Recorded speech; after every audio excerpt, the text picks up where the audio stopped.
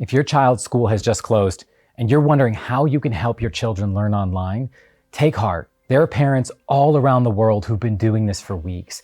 And on Facebook groups and message boards, they've been reporting the biggest mistakes they've made.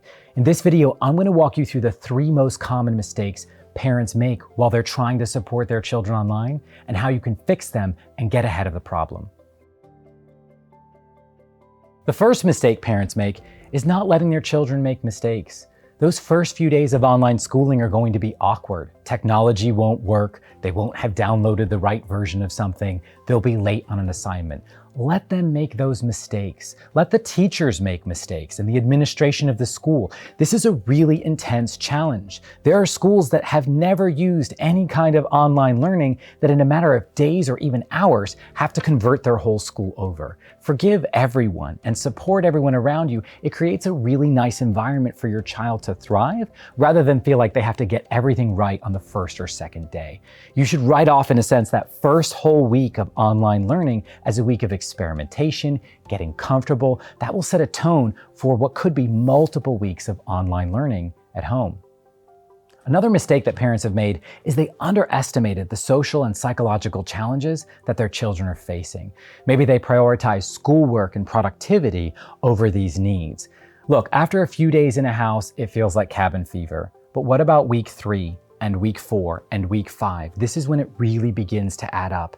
There are hundreds and hundreds of interactions that young people make with their friends, and they're not trivial. They're just the sorts of things that socialize us, teach us empathy.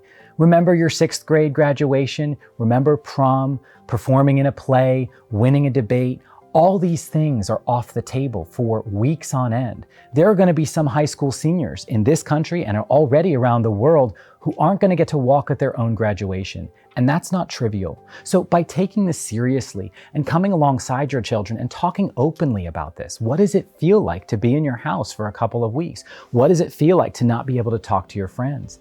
And also think about how you can create meaningful social interactions on an online platform like Zoom or Skype. And what about that video game where 10 peers are working together?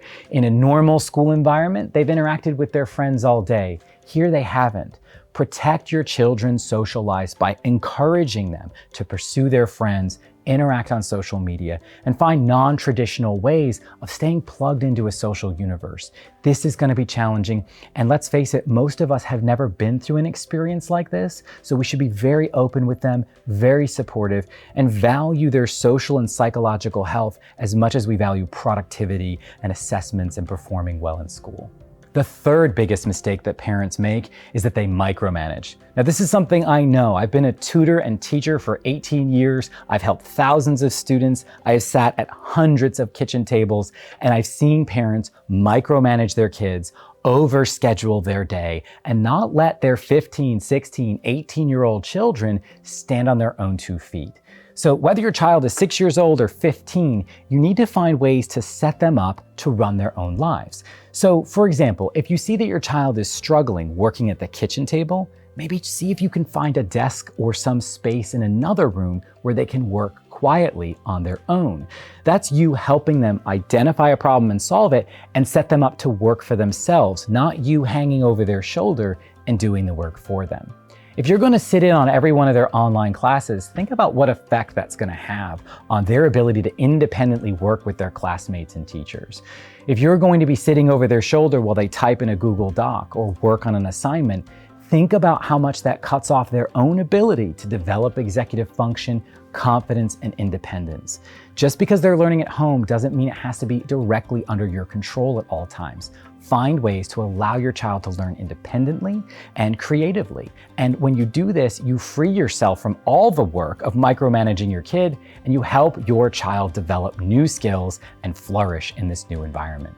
I just reviewed 3 common mistakes that parents have made, but you know what? There are no rules for this. No one's ever done this before. There's no chapter in the book on parenting about moving your students to online learning.